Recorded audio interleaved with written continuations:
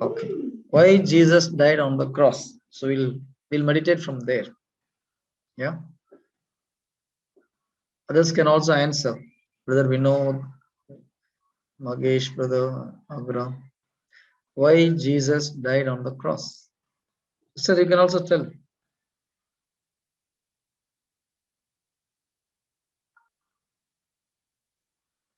What for?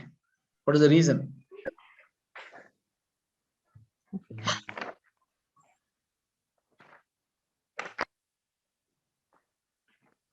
Why nobody is telling?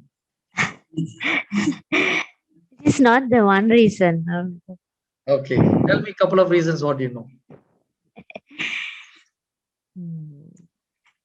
Uh, because of our sin. Because of our sin, he died on the cross. Okay. Yeah. Anything else? To save us, he died on the cross. Okay, fine.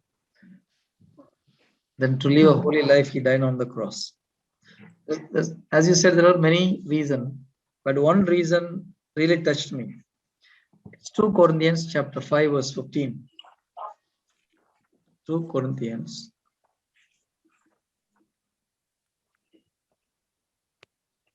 chapter 5, verse 15.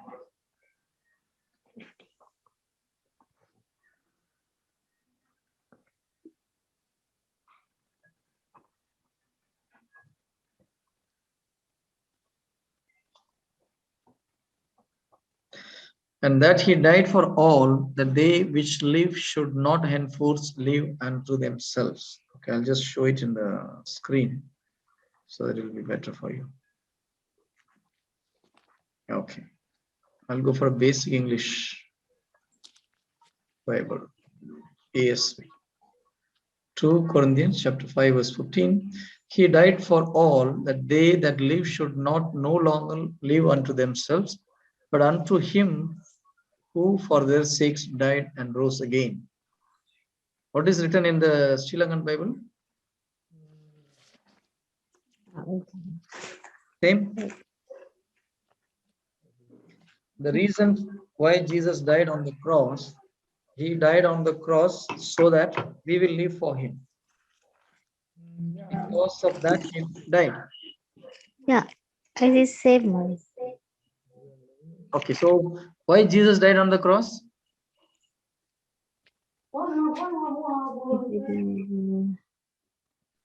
Uh, live for him. One of the reasons why Jesus died on the cross is so that we will live for him. That is the reason he died for us. Tit for tat. Huh?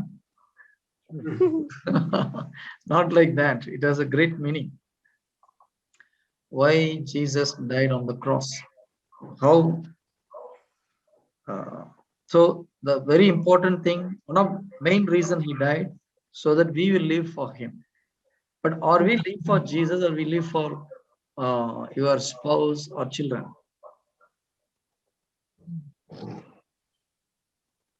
Okay, I'll tell my life. Then you can imagine about yourself. Till the age of 28, 29, I lived for my parents. Okay.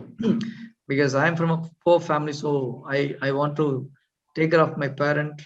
One of my dream in my school, college days, my parents should not have any financial problem. So whatever they need financially, I should able to keep them self-sufficient. So that is one of my ambition when I studied my engineering.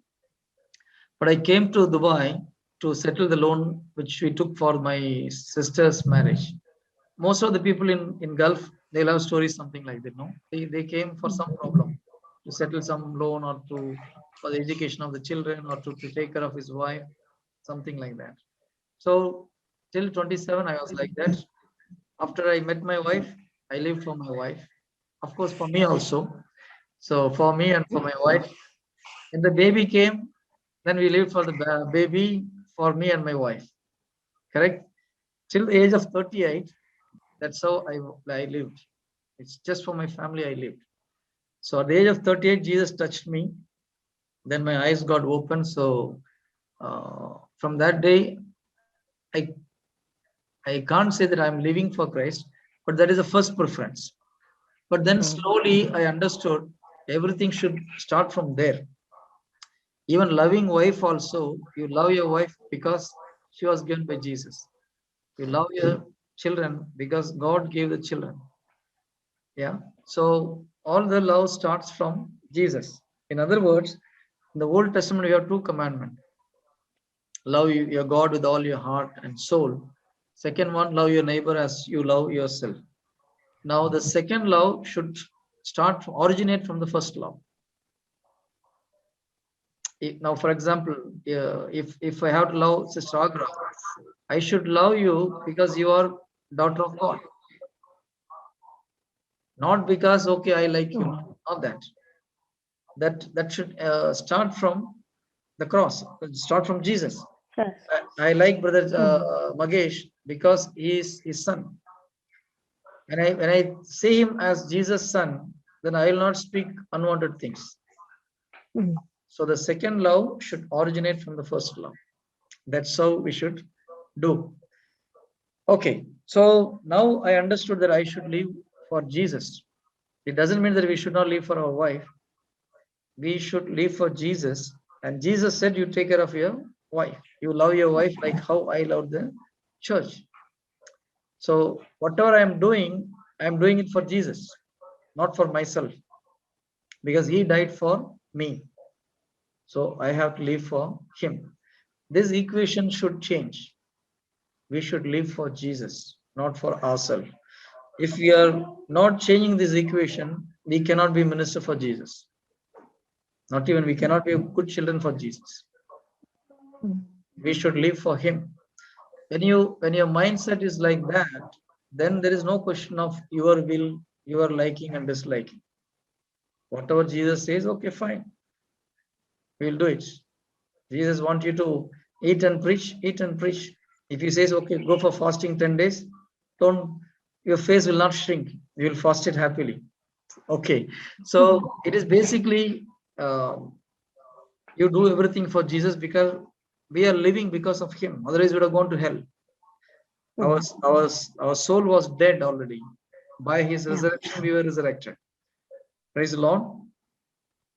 Praise the Lord. Okay. Now, why Jesus said like this? Why the Bible is telling that you should live for Jesus? All this root cause is there in the Genesis. Whatever problem we are facing today, whatever problem Jesus went through, if you want to find out the real reason, you have to go back to Genesis 1 to chapter 3. Okay. Now, what happened in Genesis 3? Adam, the devil came to Eve. Now, both of them were tempted, or only Eve was tempted? Eve.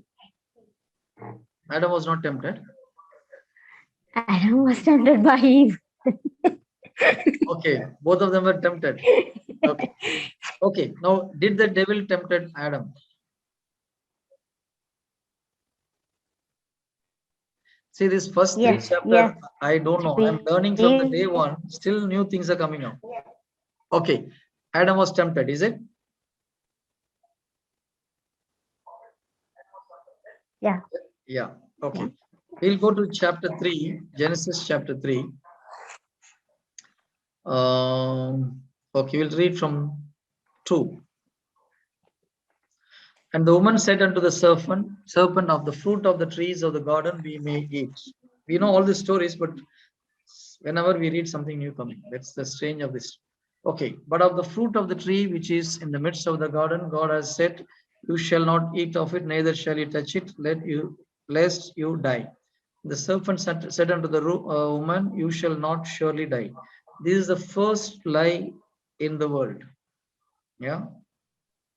Genesis 3:4 was the first lie uttered by the devil in this world. And for God does know that in the day you eat thereof, then your eyes shall be open and you shall be as God. So what is the temptation? Devil is telling when you eat, your eyes will be open and you will be like God. Yeah. Knowing good and evil. Now, who want to become like God? Adam or Eve? Eve.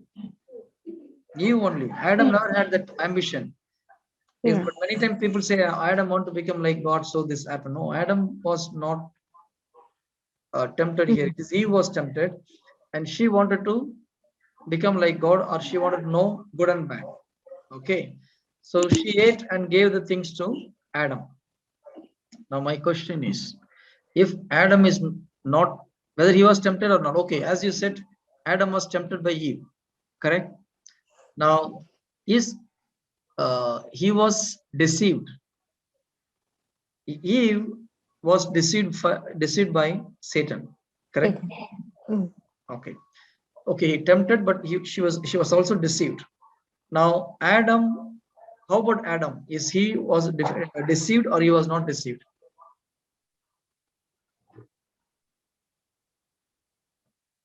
Adam was deceived or not deceived? Deceived. Deceived by whom? Deceived. Brother Mahesh, be careful, huh? Okay, you take 1 Timothy chapter 2 verse 14. The answer is there. 1 Timothy 2:14.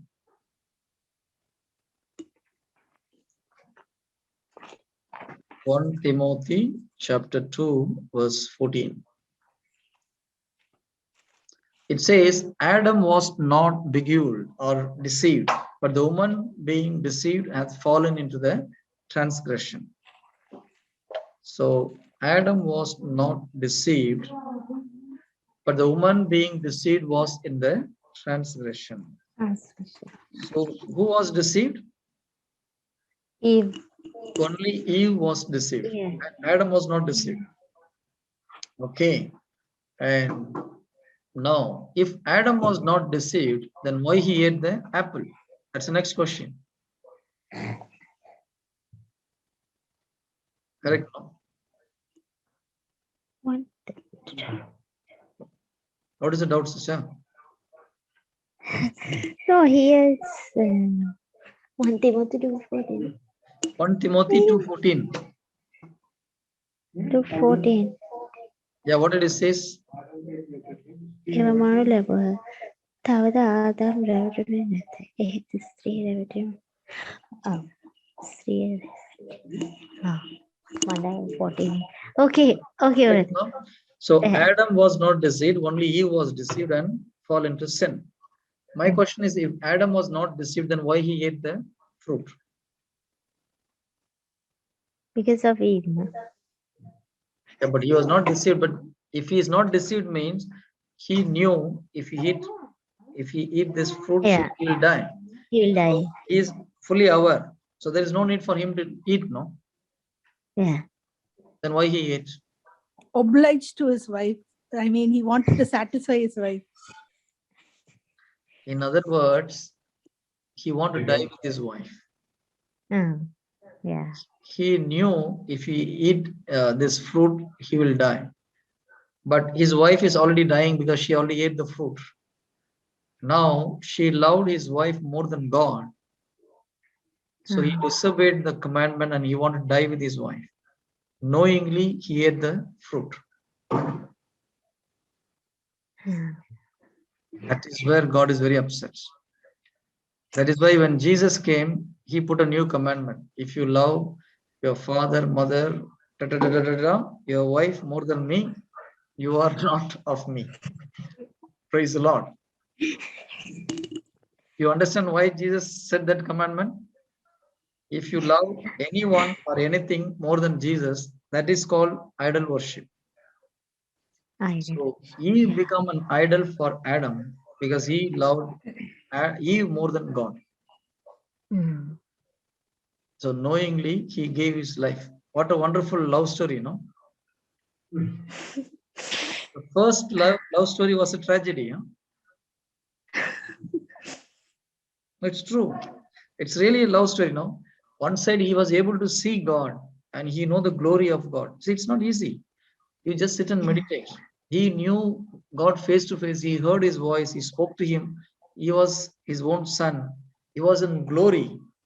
and he sacrificed everything for his wife, and he was ready to die. Yeah. What a wonderful love story, huh? Brother Magesh, is it nice or not? Good, no? So the first love story is a tragedy. Okay. You have to meditate in this context. It's really very painful because the sacrifice what Adam did. Do you know? We don't know at what age he committed this sin. Seth was born at the age of 130, so he would have done this before 130, and he lived 800 years after this. 800 years. After Seth, he lived for 800 years, so he died at the age of 930. So at least 800 years he lived in pain. Yeah. So it's a great sacrifice for his wife, but the fruit is very negative. Yeah. Now we'll go to the last love story. We'll see what is the last Adam did. Who is the last Adam? Or a second Adam? Jesus. Jesus is the second Adam. Okay. Jesus. He willingly died or he was forced to die? Willingly. Willingly die. For whom? For his wife. He is the bridegroom and we are the brides. Okay. Now before going to that, because sometimes people get confused. Who is bride, a bridegroom, and who is bride? From whom the bride was created, the origin is bridegroom. The source is bridegroom. And the created one from that is bride. From Adam, Eve was created. So Adam is bridegroom and Eve is bride. From Jesus, all of us were created. So he is bridegroom and we are all bride.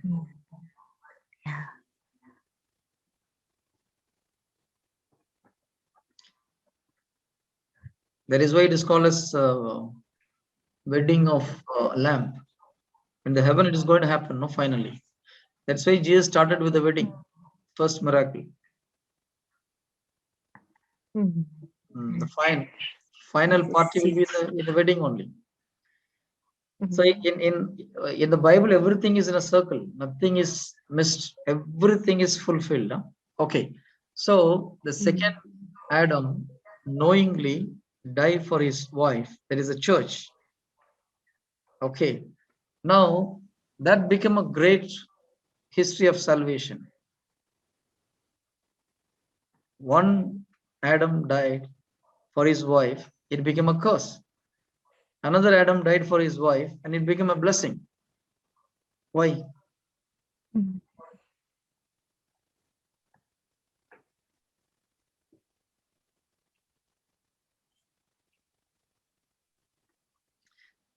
It's wrong, no? Both of them are loved their wife and died. Then the result should be first one same, is no? against the will of God. Second one is is in line with the will of God. Will of God. Praise the Lord. Yeah, that's the right answer. So first one died, second one also died. Both of them died out of love. Knowingly they died, they gave their life. But the first one is against the command of God. The second one is according to the will of God. So whether you suffer or struggle or painful, or you doing what God asked you to do is very important. It is no guarantee that people who are suffering here will be in heaven. And there is no guarantee people who are enjoying their worldly life will not go to heaven. That is also not there. If they are living a peaceful life, but they are doing the will of God, that's why Jesus said, those who call me Lord, Lord will not come to heaven. Only the one who do my Father's will. Yeah, it's not how much you struggled, how much you suffered, how much you died for something, but or you did the will of God. That's the key. Adam loved, it's an outstanding love. If you see sit and meditate how Adam was before the sin and how he became, it's completely unimaginable thing. If you read in Maria Volterra, Adam was like Divine Mercy Jesus when he was created.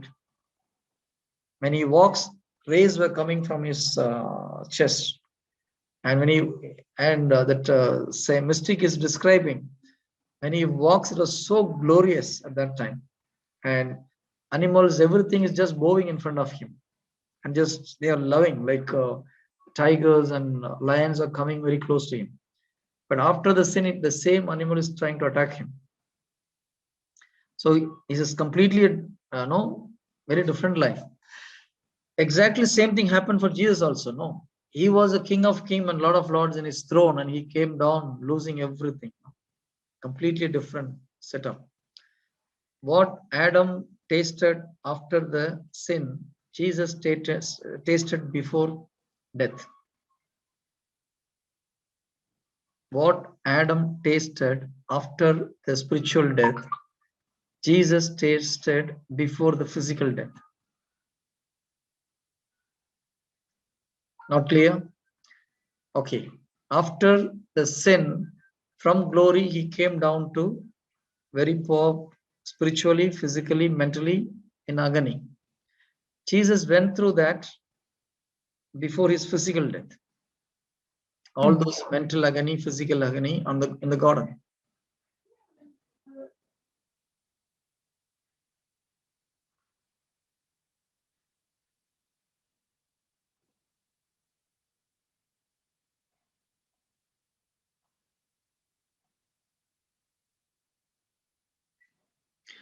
So the question is, you live for whom?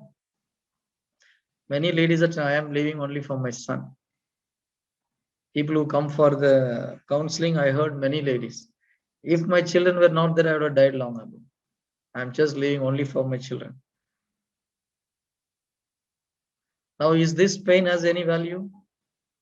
No value in the eyes of God, because it's idol worship. According to God, it is an idol worship. Yeah. And the newlywed people saying, okay, I will die for you. Finish. You are in danger zone. Okay. Wife is telling, you are enough, my honey. That's the problem. When we say you are enough, you are entering to a wrong place, because you are entering into idol worship. Only he is enough. Nobody else is enough. We can praise, yes, good, fine, happy, beautiful, all those things, fine. But these words we should never use, even in the normal conversation with the husband and wife. You are enough for me. As long as you are there, I have no problem. You die, I die. No, these kind of talks. Because it's against the word of God, no? No silly feelings. That's what that's what my wife is telling. Silly feeling is not a problem as long as don't contradict with the word of God. See, your mind should be tuned. Each and every word has power in your, when you speak, it works, correct? When you say, okay, let the headache go out, headache is going. Why? If you purify your tongue like that, then it will work. Otherwise, it won't work. In Old Testament, in Jeremiah, there is a word, I forgot that word. If you leave the bad thing and speak only the good thing, I'm just translating from Tamil, I don't know exact word in the Bible. You will become my mouth. I'll just get that word if you want. தமிழ்ல வந்து பயனில நீக்கி பயனுள்ள பேசினால் நீ என்னுடைய தீர்க்கதரிசியா இருப்பேன் இருக்கு Tamil.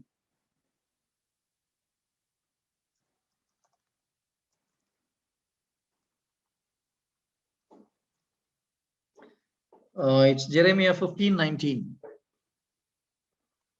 Jeremiah 15:19.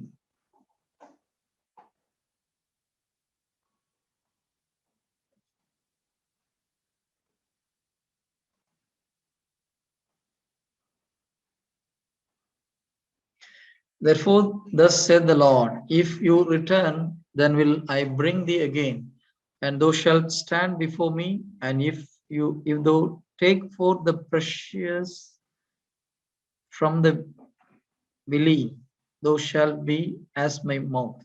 It's a very tough language. Let's go to some basic English. For this cause the Lord has said, if you will come back, then I will again let you take your place before me. And if you give out what is of value and not that which